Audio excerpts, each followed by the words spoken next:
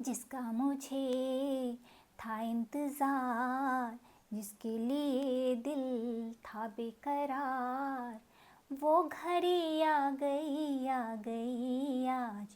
प्यार में हद से गुज़र जाना है मार, देना है तुझको या मर जाना है। प्यार में हद से गुज़र जाना है मार, देना है तुझको या मर जाना है। गुड इवनिंग, कैसे हो आप सब? मुझे पता है आप सब बहुत अच्छे हो, बहुत खुश हो, बहुत कुछ अचीव कर रहे हो अपनी लाइफ में, है ना? जी हाँ, मेरा नाम है कल्पना और मैं फिर से हाजिर हूँ इस चैनल पे एक नई कहानी के साथ, जिसमें है बहुत सारा मोटिवेशन, बहुत सारा इंस्पिरेशन, बहुत सारे मोरल। तो चलिए मेरी कहानी को सुनिए और समझिए कि कैसे। लेकिन उससे पहले अगर आप सब ने मेरे चैनल को लाइक, सब्सक्राइब एंड शेयर नहीं किया है तो प्लीज़ कर लीजिए ना, अच्छा लगेगा। मुझे भी मोटिवेशन मिलेगा, मुझे भी इंस्पिरेशन मिलेगा, है ना? तो चलिए सुनिए मेरी कहानी को। एक समय की बात है, एक नदी में एक मेंढक रहता था जो बहुत ही मोटा था, हरा था, अपने जीवन से बहुत संतुष्ट था, बहुत खुश था। एक दिन दुर्भाग्यवश वो नदी के किनारे धूप सेक रहा था। तभी एक कौवे की नज़र मेंढक पर पड़ गई। कौवे ने मेंढक को अपने चोंच से धर दबोचा और सोचने लगा, अरे वाह, आज के दोपहर के खाने का तो मज़ा ही आ जाएगा। कितना मोटा ताज़ा मेंढक है, इसमें तो बहुत मांस होगा, मैं तो बहुत एंजॉय करके खाने वाला हूँ। ऐसा सोच के कौवे ने अपने पंख फैलाए और उड़ने लगा। इधर मेंढक अपने आप में सोच रहा था, ये क्या हो गया मेरे साथ, मैं कैसे बचूं इस कौवे से? कौवा तो मेरा जानी दुश्मन है, लेकिन मैं भी हार नहीं मानने वाला हूँ। जब तक सांस चलेगी तब तक मैं कोशिश जारी रखूँगा इस कौवे से बचने के लिए। अपनी अकल लगाऊंगा, अपनी युक्ति लगाऊंगा और ईश्वर से प्रार्थना करूंगा, कुछ ना कुछ करके मैं इस कौवा से बच निकलूंगा। ऐसा सोच के मेंढक ने अपनी आंखें बंद की और भगवान को याद करने लगा। इधर वो कौवा तेज तेज उड़ता हुआ एक काली गुफा के दरवाजे पे जाके बैठ गया और चारों तरफ नज़र दौड़ाई, कहीं कोई नहीं दिखाई दिया। तो कौवा ने सोचा, अब मैं इस मेंढक को बहुत ही आराम से खा सकता हूँ, यहाँ मुझे देखने वाला कोई नहीं है।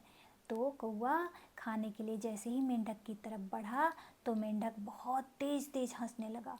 कौवा बोला कि ओ मेंढक, तुम्हारे बॉडी की तरह तुम्हारी अकल भी मोटी है क्या, जो तुम हंस रहे हो? तुम्हें पता नहीं है तुम मरने वाले हो, मैं तुम्हें खाने वाला हूँ। मेंढक ने कहा, मैं मरने वाला नहीं हूँ और तुम मुझे खा ही नहीं सकते हो, क्योंकि तुम इतनी सुरक्षित जगह पे मुझे ले आए हो कि मुझे कोई चिंता ही नहीं है। ये काली गुफा किसकी है तुम्हें पता है? कौवे ने कहा, किसकी है ये काली गुफा? मेंढक ने कहा, यहाँ एक काला सांप रहता है जो मेरा परम मित्र है और उसे पता चल गया होगा कि तुम मुझे यहाँ लेके आए हो और थोड़ी ही देर में तुम उसके थाली के व्यंजन बनने वाले हो। इस बात पर मुझे हंसी आ रही है। अब कौवा डर गया, सोचने लगा, कौन सा काला सांप है भाई जो इस मेंढक का दोस्त है? पता नहीं मैं ही कहीं उसका ग्रास न बन जाऊं, मुझे यहाँ से भाग चलना चाहिए। ऐसा सोच के कौवा फिर से मेंढक को अपने चोंच में भर लिया और तेज तेज उड़ने लगा। कौवा बहुत ऊंचा, बहुत ऊंचा, बहुत ऊंचा चला जा रहा था और उड़ते उड़ते उड़ते वो एक पेड़ की डाल पे जाके बैठ गया। बहुत थक गया था, गहरी सांस ली और सोचा, इस पेड़ पे तो कोई नहीं आने वाला है, यहाँ मैं इस मेंढक को बहुत ही आराम से खा सकता हूँ। चलो, अब मैं पूरी तरह से आश्वस्त हो गया और अब मैं मेंढक को खा लेता हूँ। ऐसा सोच के कौवा मेंढक को खाने के लिए जैसे ही बढ़ा, मेंढक फिर जोर जोर से हंसने लगा। कौवा ने कहा, क्या हो गया है तुम्हें? पागल हो गए क्या? मृत्यु का डर नहीं लगता तुम्हें? मेंढक ने कहा, मैं पागल नहीं हुआ हूँ और मुझे मृत्यु का डर कैसे लगेगा? तुम फिर से एक सुरक्षित जगह पे ले आए हो। यहाँ मेरी दोस्त बिल्ली रहती है और बिल्ली को कौवे का मांस बहुत पसंद है। वो एक ही झपट्टे में तुम्हें उठाएगी और 9 2 11 हो जाएगी। तुम अपनी सोचो, मुझे तो कोई चिंता नहीं है। कौवा फिर डर गया, क्या पता कौन सी बिल्ली है यहाँ पे जो इस मेंढक को बचाने पहुँच जाएगी और मेरा ही ग्रास बना लेगी। मुझे यहाँ से भाग चलना चाहिए। ऐसा सोच के कौवे ने फिर से मेंढक को अपने चोंच में उठाया और बहुत तेज उड़ने लगा। इस बार कौवा किसी सुरक्षित स्थान की तलाश में था जहाँ पे जाके वो आराम से मेंढक को खा सके। ऐसा सोचते हुए कौवा उड़ रहा था, उड़ रहा था, उड़ रहा था। उड़ते उड़ते वो एक पुराने खंडहर के शिव भगवान के मंदिर के गुंबद पे पहुँच गया। मंदिर के गुंबद पे पहुँच के कौवा ने मेंढक को गुंबद पे रखा और मन ही मन सोचने लगा, यहाँ न तो कोई काला सांप आएगा, ना यहाँ कोई बिल्ली आएगी, मैं आराम से यहाँ पे इस मेंढक को खा सकता हूँ, अब मुझे किसी बात की कोई चिंता नहीं है। ऐसा सोच के कौआ जैसे ही फिर से मेंढक को खाने के लिए बढ़ा, मेंढक फिर ज़ोर ज़ोर से हंसने लगा। कौआ ने बोला, तुम्हें समझ में नहीं आता कि तुम मरने वाले हो? मैंने तो आज तक तुम्हारे जैसा प्राणी नहीं देखा है जो अपनी मृत्यु को सामने देखकर हंसे जा रहा है, हंसे जा रहा है। तुम्हारा सर्वनाश होने वाला है। मेंढक ने कहा, मुझे बिल्कुल चिंता नहीं हो रही है। तो कौआ ने कहा, क्यों? यहाँ तुम्हारा मित्र तो नहीं आने वाले हैं? मेंढक ने कहा, बिल्कुल नहीं, यहाँ मेरे कोई मित्र नहीं आने वाले हैं, लेकिन मैं भगवान शिव का अनन्य भक्त हूँ और ये मंदिर भगवान शिव का है। तुम अपनी सोचो, भगवान कोई न कोई चमत्कार करेंगे और तुम्हारा सर्वनाश हो जाएगा और मैं सुरक्षित अपने नदी में पहुंच जाऊंगा। अब कौआ फिर से भयभीत हो गया, सोचने लगा कि पता नहीं भगवान शिव आके कौन सा तांडव करे और मेरा ही सर्वनाश हो जाए। नहीं नहीं, यह स्थान भी सुरक्षित नहीं है, मुझे यहाँ से उड़ चलना चाहिए। ऐसा सोच के कौआ फिर से मेंढक को अपने चोंच में भर लिया और उड़ने लगा। उड़ते उड़ते उड़ते इस बार वह फिर उसी नदी के किनारे पहुँच गया जहाँ से उसने मेंढक को उठाया था। इस बार उसको नदी के किनारे रख के कौआ बहुत प्रसन्न हो गया और कहने लगा, यह स्थान बहुत सुरक्षित है, क्योंकि जब मैंने तुम्हें यहाँ से उठाया था तब ना तो कोई काला सांप आया था तुम्हें बचाने, ना ही कोई बिल्ली आई थी और ना ही भगवान शिव आए थे तांडव करने।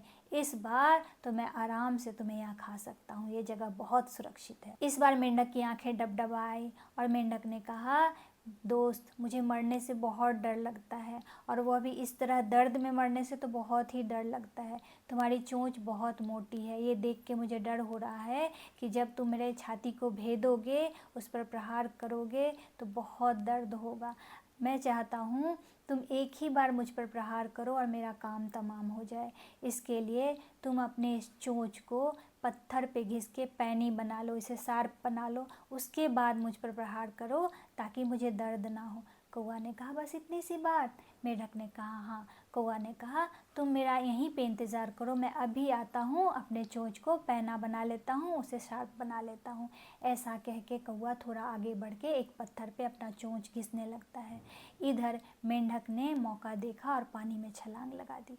कौआ अपना चोंच शार्प करके आया और बोला, ओ मेंढक, कहाँ चले गए स्विमिंग करने के लिए? आओ, अब देखो मेरी चोंच कितनी पतली हो गई है, कितनी नुकीली हो गई है, अब एक ही बार में तुम्हारा काम तमाम हो जाएगा। मेंढक ने कहा, ओ कौए, अपने चोंच की तरह अपनी अकल को भी थोड़ा शार्प कर लो। देखो मैं पानी के अंदर हूँ, स्विमिंग कर रहा हूँ, तुम मेरा कुछ नहीं बिगाड़ सकते हो, मैं सुरक्षित स्थान पर पहुँच गया। अब कौए को लगा, इस मेंढक ने तो मुझे बहुत अच्छे से बेवकूफ़ बनाया और मेरे ग्रास से निकल के अपने जगह पे पहुंच गया। इस बार कौआ ठगा सा महसूस कर रहा था। तो देखा आपने, मेंढक ने अपनी मृत्यु को सामने देख के भी बिल्कुल नहीं डरा, बिल्कुल साहस नहीं खोया, उल्टा वह कौआ को ऐसा दिखाता रहा जैसे उसे कोई डर नहीं है, बल्कि उल्टा कौआ को ही डर लगना चाहिए। उसने अपने हौसले से, अपने साहस से अपनी मृत्यु को भी परास्त कर दिया। यह कहानी हमें यही सिखाती है कि अगर हम अपना हौसला बनाए रखें, अगर हम अपना हिम्मत बनाए रखें, तो बुरी से बुरी परिस्थिति में भी हम निडर बन के उस परिस्थिति का सामना कर सकते हैं, है ना। इसी आशा और उम्मीद के साथ कि आप सब हंसते रहेंगे, मुस्कुराते रहेंगे और आते रहेंगे मेरे इस चैनल पे मेरी कहानी को सुनने के लिए, है ना।